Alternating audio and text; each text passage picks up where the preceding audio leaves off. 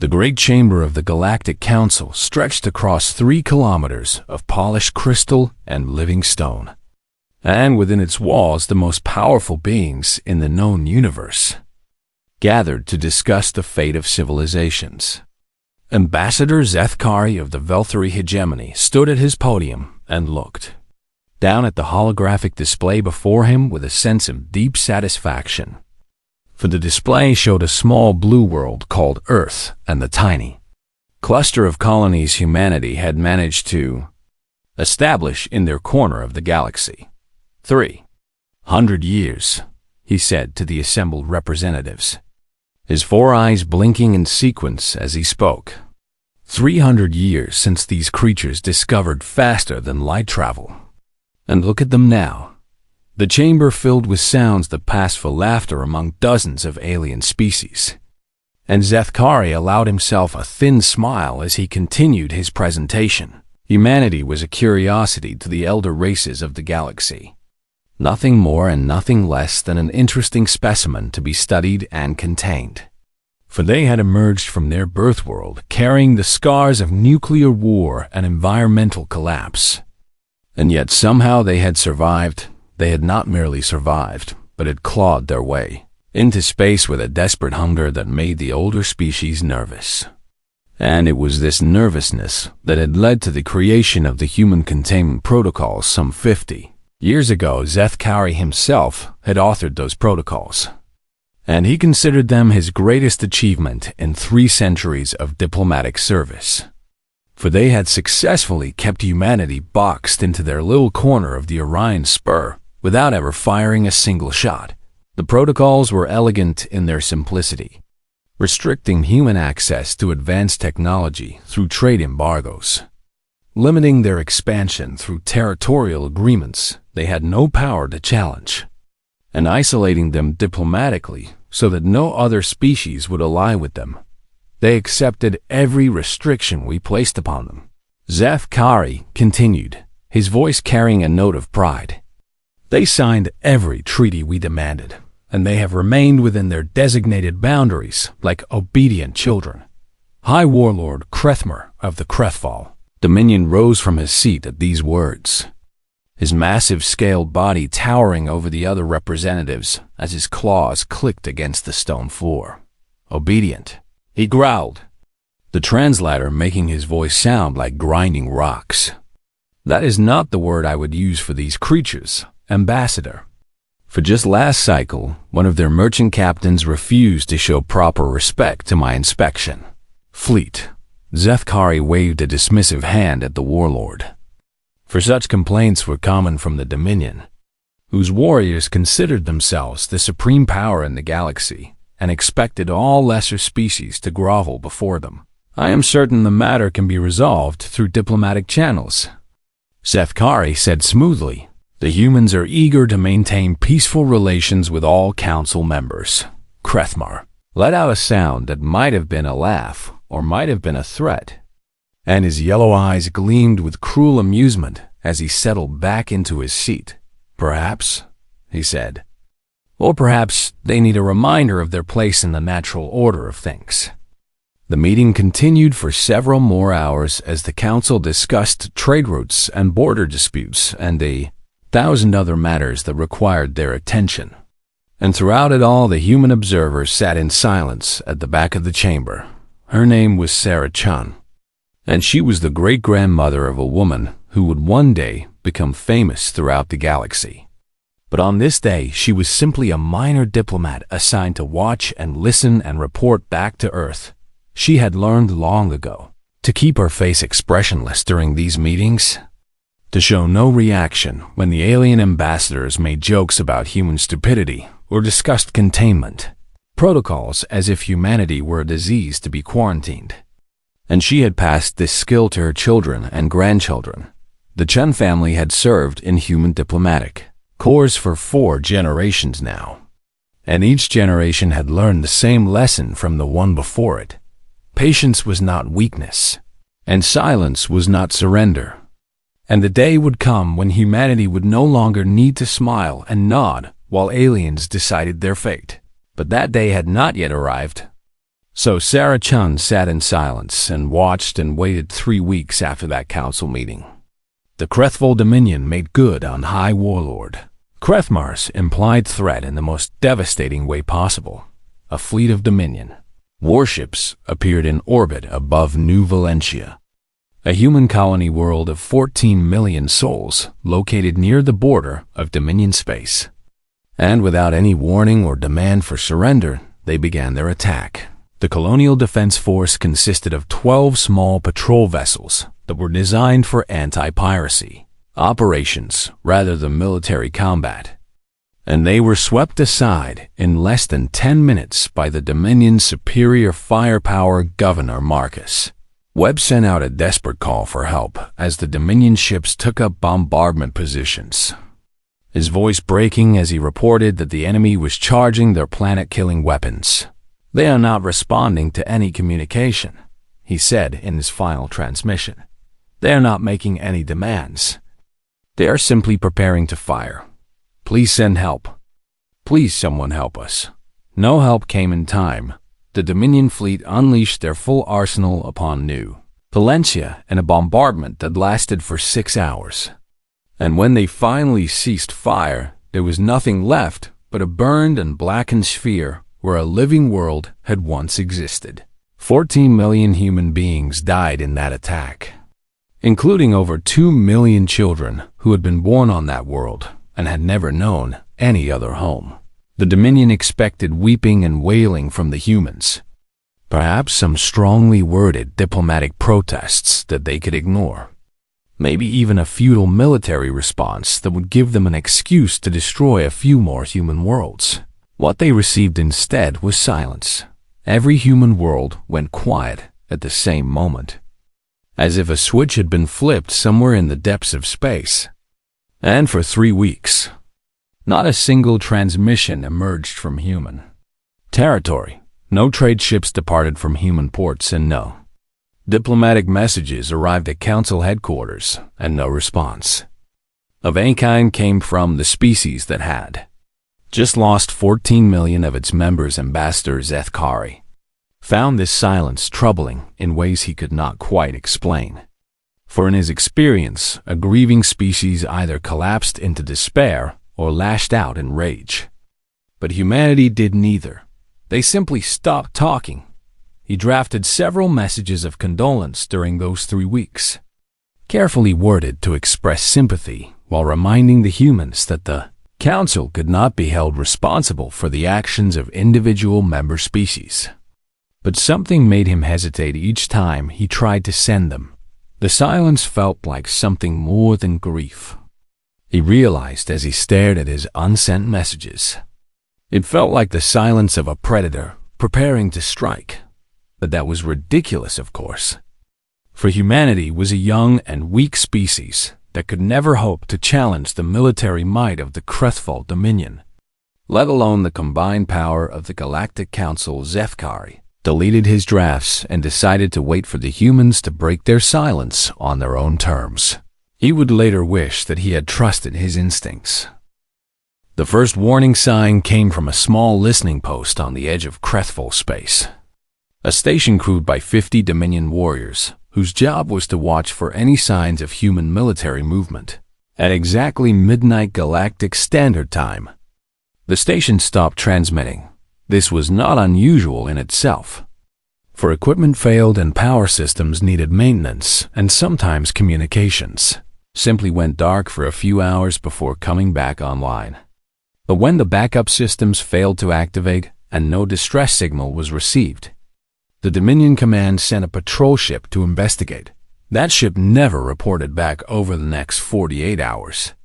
17 more listening posts went silent across the Krethval border, each one vanishing without a trace, like candles being snuffed out one by one in the darkness.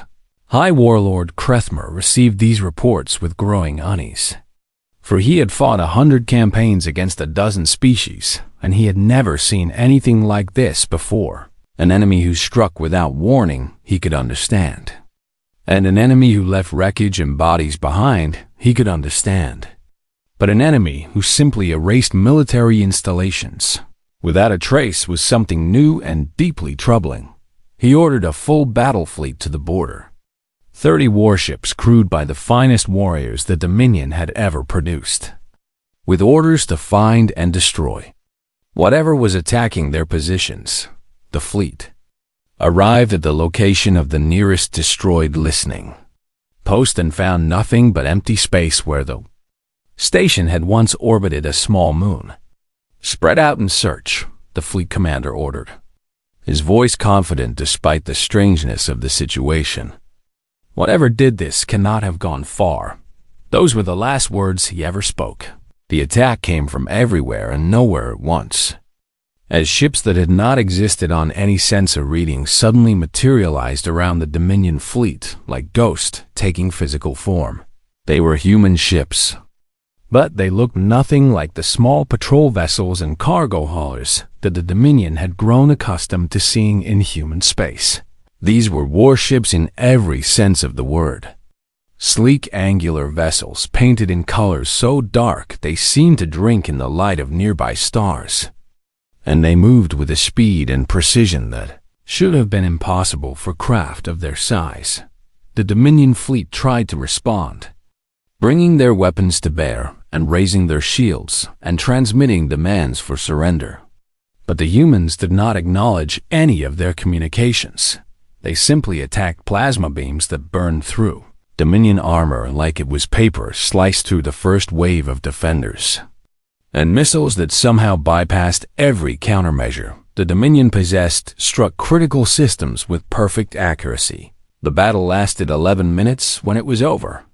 30 Dominion warships had been reduced to expanding clouds of debris, and the human fleet had not lost a single vessel. High Warlord Krethmar stared at the sensor recordings in disbelief, watching again and again as his finest warriors were slaughtered without managing to score a single hit on their attackers. "This is impossible," he whispered to his advisors, his scales having gone pale with a fear he had never known before. "The humans do not have ships like this. They do not have weapons like this. Our intelligence reports show they are decades behind us in military technology." His chief intelligence officer bowed his head in shame as he delivered the news that would haunt the Dominion for generations to come. "My lord," he said, "I believe our intelligence reports may have been compromised." The attacks continued over the following days, each one more devastating than the last, as the human fleet carved a path of destruction through Dominion territory like a blade through soft flesh. Fortress stations that had withstood sieges lasting years fell in hours, their weapons unable to track targets that moved too fast for their sensors to follow, their shields useless against weapons that seemed to ignore every defense the Dominion had ever developed. The human ships did not stop to celebrate their victories or to salvage the wreckage of their enemies. They simply moved on to the next target with a cold efficiency that terrified everyone who witnessed it. And throughout all of this, the humans never spoke a word. No demands for surrender came from their fleet, and no terms for peace were offered, and no explanation was given for the sudden and devastating assault on Dominion military positions. They fought in absolute silence, and that silence was somehow more frightening than any battle cry could have been. High Warlord Krethmar finally swallowed his pride and sent a message to the Galactic Council, requesting an emergency session to address what he called an unprovoked human aggression against his people. Ambassador Zethkari received this message with a mixture of confusion and concern, for the humans had always been a peaceful species content to stay within their designated boundaries, and the idea of them launching an offensive war against the Dominion seemed absurd. But the sensor data Krethmar provided was impossible to deny, showing human warships that outclassed anything the galaxy had ever seen destroying Dominion forces with casual ease. The Council convened within hours, with representatives from every major species taking their seats in the Great Chamber, while Krethmar stood before them and described the disaster that had befallen his people. "They came from nowhere," he said, his voice shaking in a way that would have been unthinkable from a Dominion warlord just a few weeks ago. Our sensors detected nothing until the moment they attacked.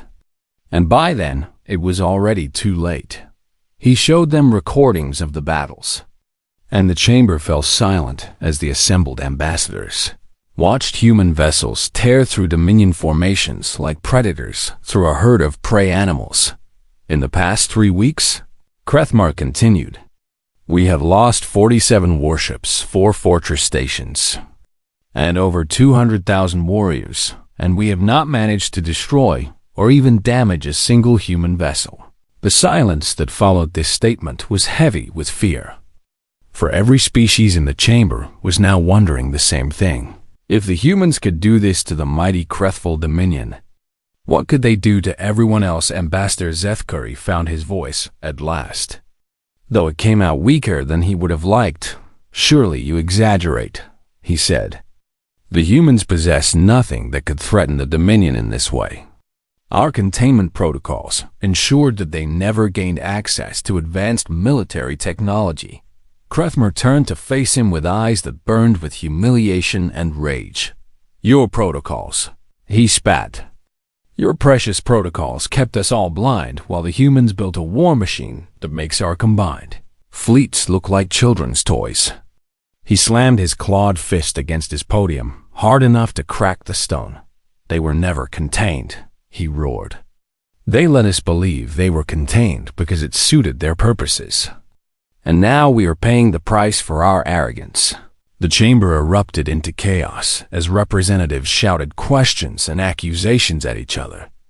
Their carefully maintained diplomatic composure shattered by the magnitude of the threat.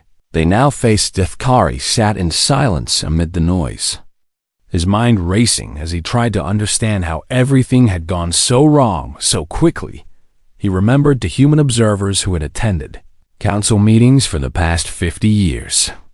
Remembered their calm smiles and patient nods and apparent acceptance of every insult and restriction. He had taken their submission for weakness, their patience for cowardice, their silence for surrender.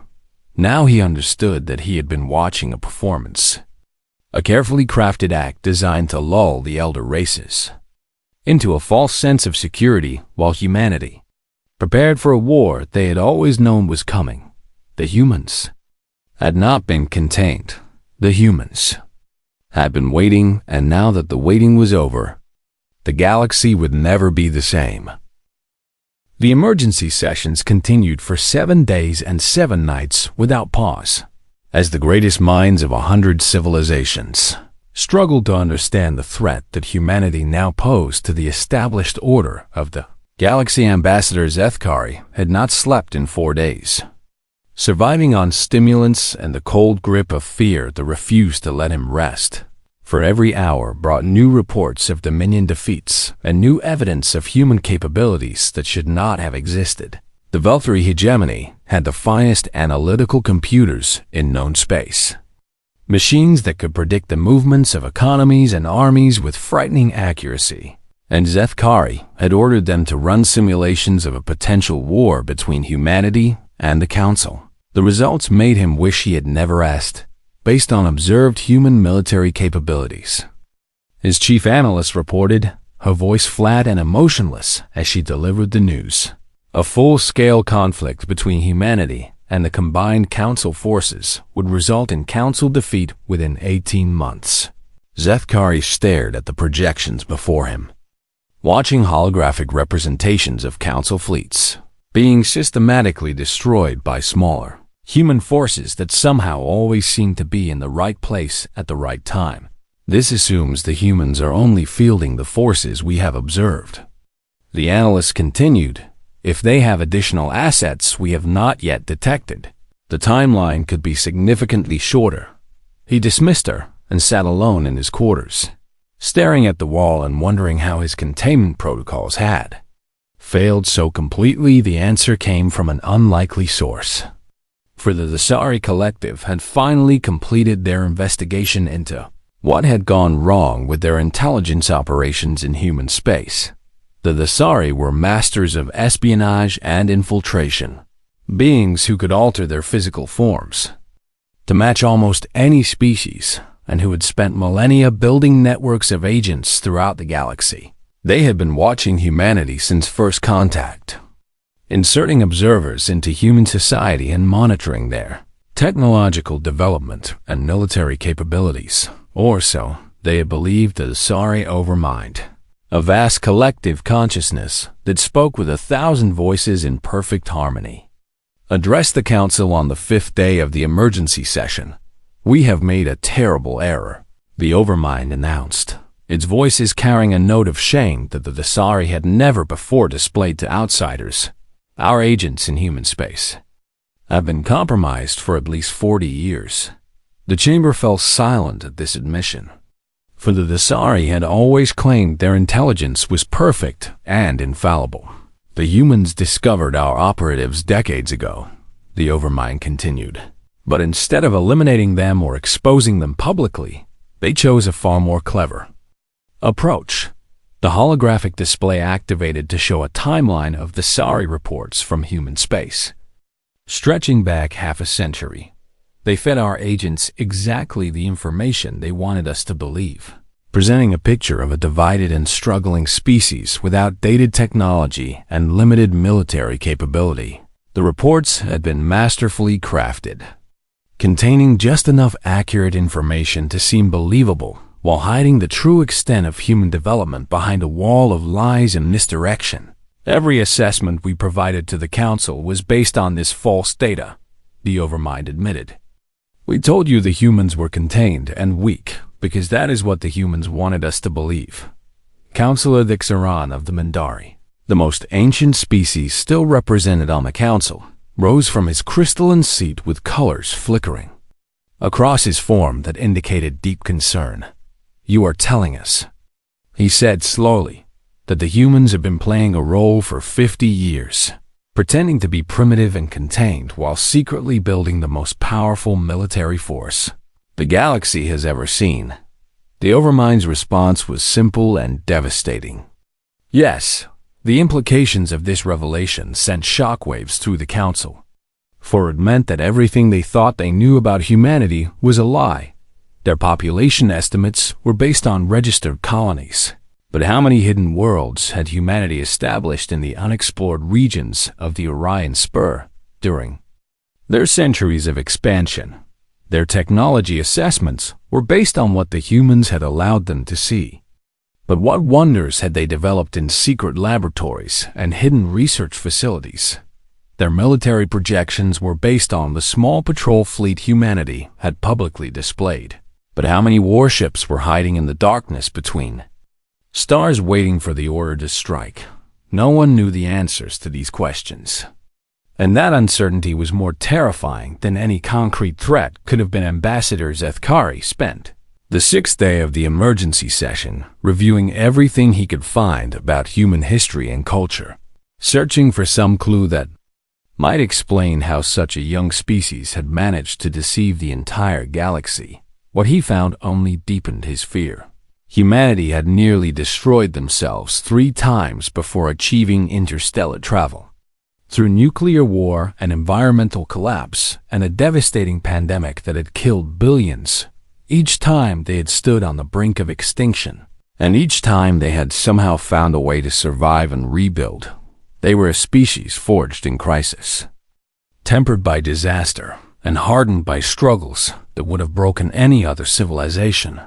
And they had a long memory. Zethkari found records of ancient human conflicts, wars that had shaped their development as a species, and he noticed a pattern that sent chills down his spine when humans felt threatened. They did not immediately lash out. Instead, they waited and watched and planned, gathering their strength while their enemies grew complacent, and when they finally struck, they struck with overwhelming force, aimed at total victory. The Dominion had killed 14 million humans on New Valencia. And in the 3 weeks of silence that followed, humanity had not been grieving or despairing. They had been preparing. On the 7th day, a small human vessel appeared at the edge of council space, a single ship broadcasting a request for dialogue. The council debated for hours about whether to receive this messenger. with some arguing that it might be a trap, and others insisting that any chance for peace must be explored in the end. Fear of what might happen if they refused won out over fear of what might happen if they accepted. Grant them an audience. Councillor Dexaron said at last, "Let us hear what the humans have to say." Ambassador Zethkari watched the human ship approach the council station, and he found himself thinking about all the times he had dismissed human diplomats as irrelevant.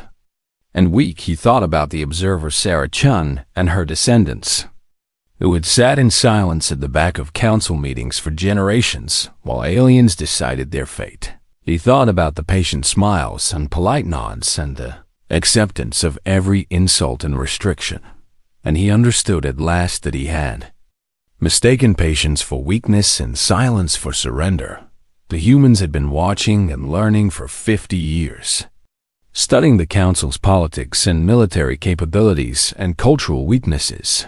They had played the role of a young and harmless species because it served their purposes, and now that the performance was over, the true humans were about to reveal themselves. Zethkari found that he was afraid in a way he had never been afraid before. Not of death or pain or loss, but of the simple terrifying fact that he had no idea what the humans were actually capable of.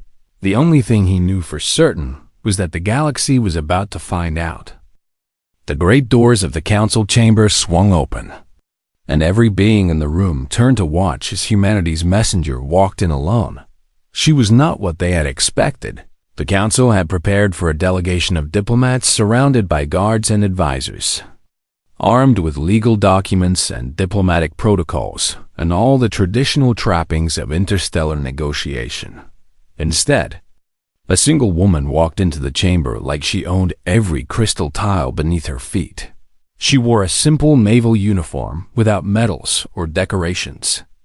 Her gray-streaked black hair pulled back in a practical style, and her dark eyes held a weight that made ambassadors 10 times her age look away when she met their gaze. "I am Admiral Chen Wei-Lin of the United Earth Government Navy," she said, her voice carrying to every corner of the vast chamber without any amplification. "And I am here to deliver a message." High Warlord Krethmor rose from his seat with a roar of rage that shook dust from the ancient stones above.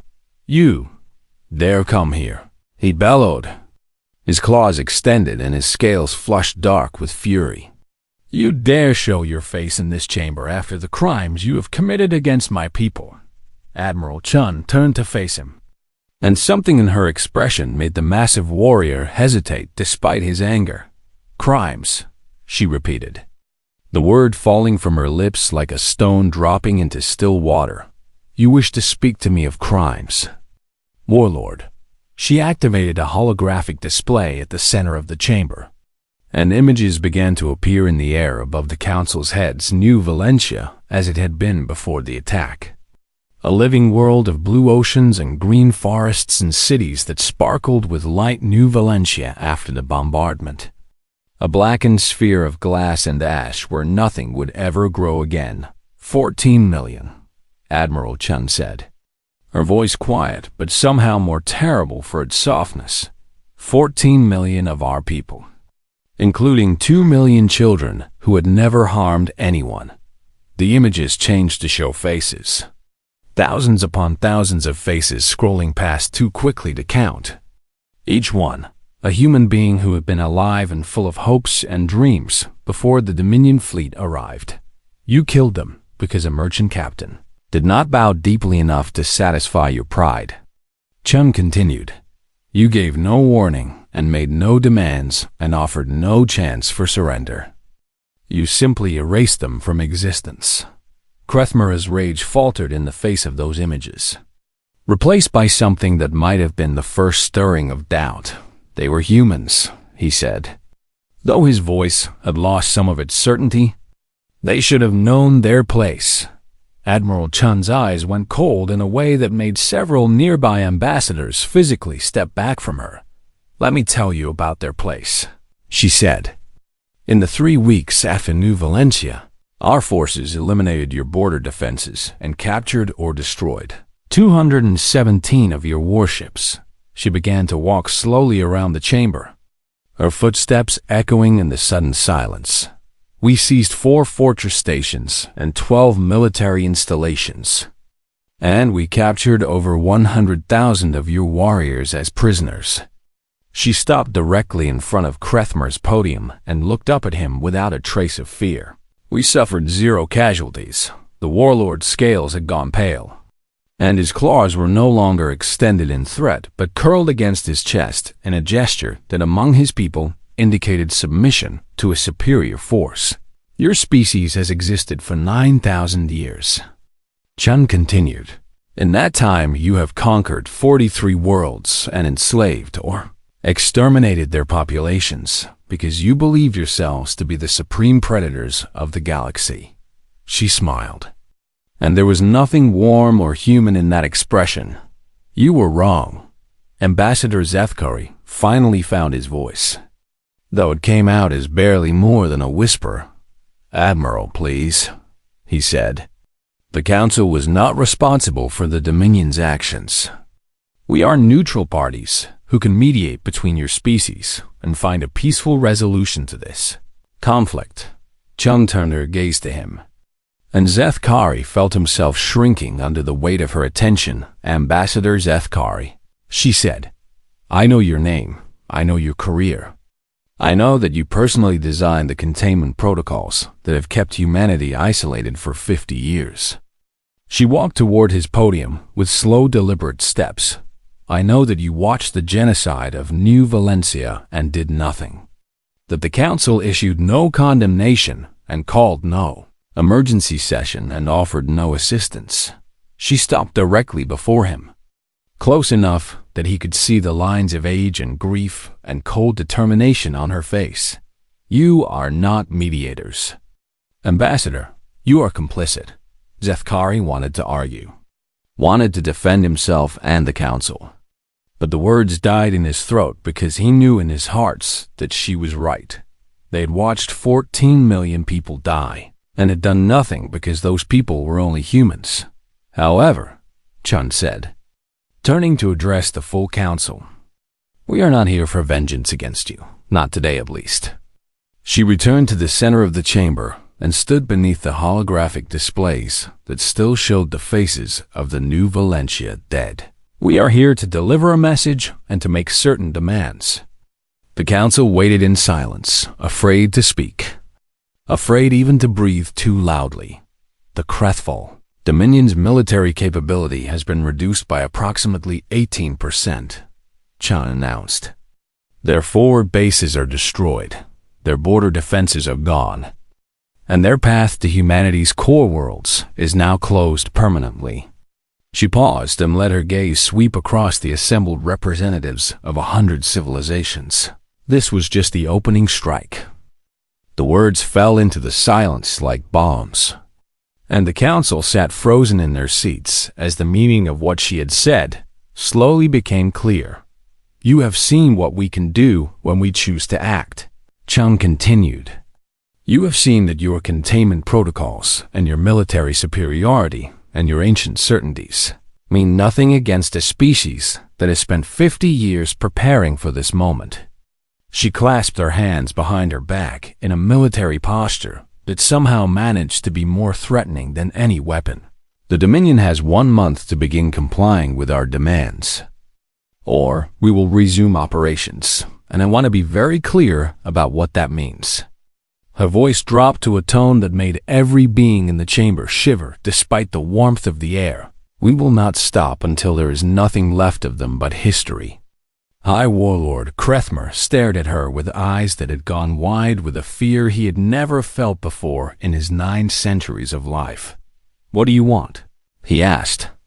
His voice barely audible. Admiral Chun smiled again, and this time there was something almost sad in her expression, as if she took no pleasure in what she was about to say. Everything. The silence that followed Admiral Chun's single word seemed to stretch into eternity, as the assembled representatives of the galaxy's greatest civilizations sat frozen in their seats and tried to process what they had just heard. Councilor Dexaran of the Mandari was the first to find his voice. his ancient crystalline form flickering with colors that indicated deep thought and careful consideration. "You speak of everything," he said slowly. "But that is a word without meaning unless you define it. So tell us, Admiral, what does humanity actually want?" Chun nodded at the old counselor with something that might have been respect. "Very well," she said. "Let me be specific about our demands." She began to pace the chamber floor as she spoke, her voice carrying to every corner of the vast space. "First, the Krethval Dominion will release every enslaved population within their territory, immediately and without conditions." A murmur ran through the chamber at this demand. For the Dominion's slave worlds numbered in the dozens and contained billions of beings from a dozen different species. Second, they will pay reparations to every species they have wronged over their 9,000 years of conquest. The amount to be determined by an independent tribunal. High Warlord Krethmer made a strangled sound of protest, but Chun continued without acknowledging him.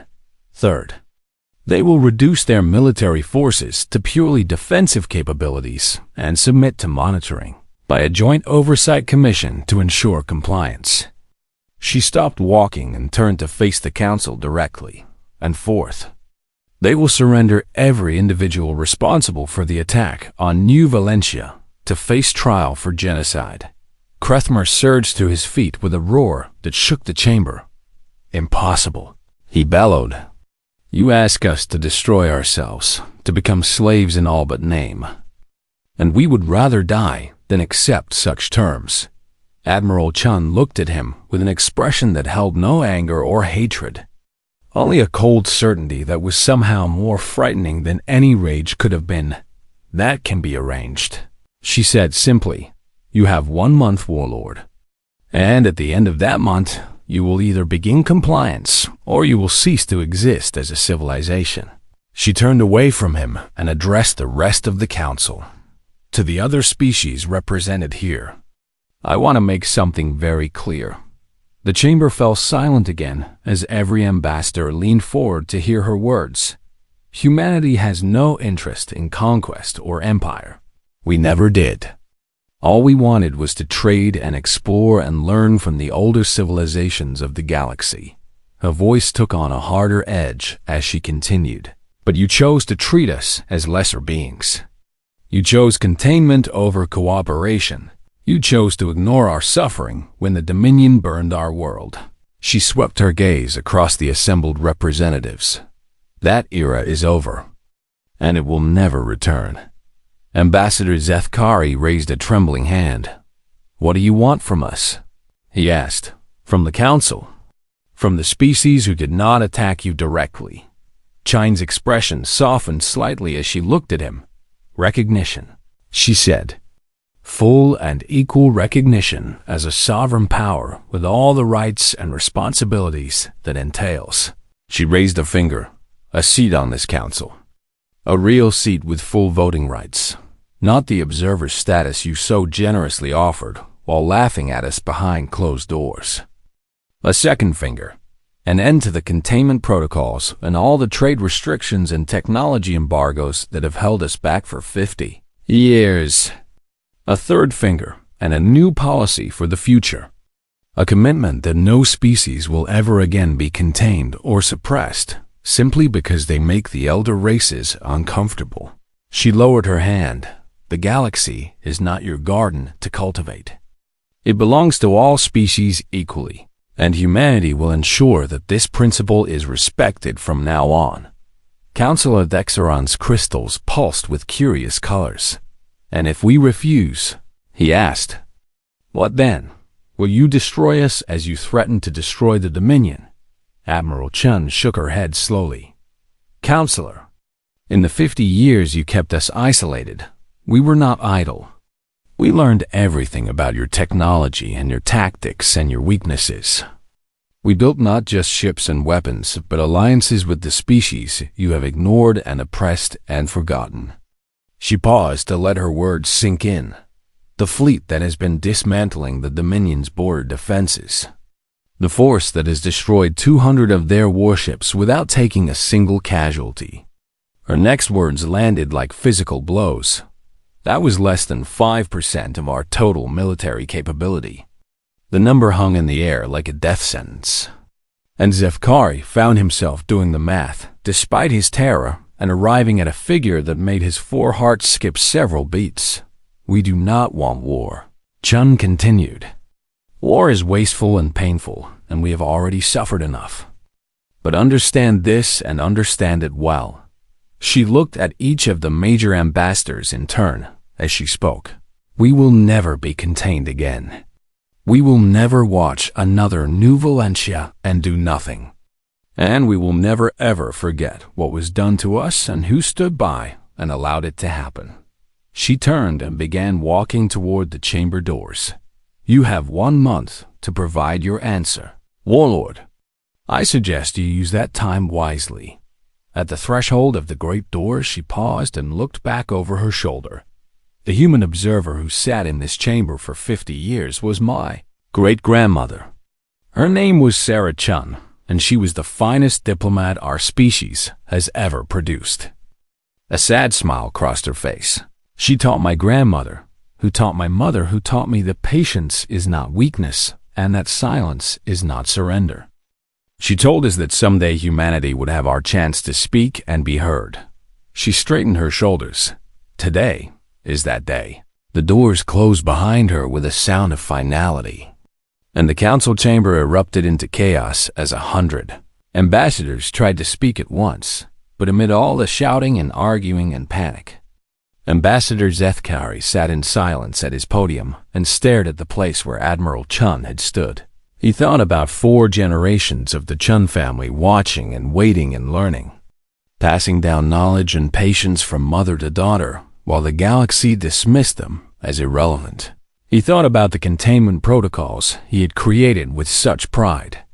Protocols that had only taught humanity to hide their true strength while preparing for the war they always knew was coming. He thought about the 14 million dead of New Valentia, and he wondered how many other species had suffered similar fates at the hands of powers like the Dominion, while the Council did nothing. And he understood at last that humanity had not simply been preparing for vengeance. They had been preparing to change everything in the years that followed. The Krethval Dominion complied with every demand. For when the month ended and their compliance had not begun, the human fleet resumed operations and destroyed 40 more warships in a single day. The Council granted humanity full membership and a permanent seat, and quietly began treating the younger species of the galaxy with considerably more respect. Admiral Chen Wei-Lin became the first human to serve as Council Arbiter, a position she held for 30 years with a reputation for fairness and wisdom that surprised everyone who had witnessed her cold fury on the day of the ultimatum. She was known throughout the galaxy for a simple saying that became famous among all species: never mistake patience for weakness and humanity. The young species that had been dismissed and contained and nearly destroyed took their place among the stars as equals. They never forgot what had been done to them, but they proved to be far more merciful than anyone had any right to expect, and the galaxy was better for it.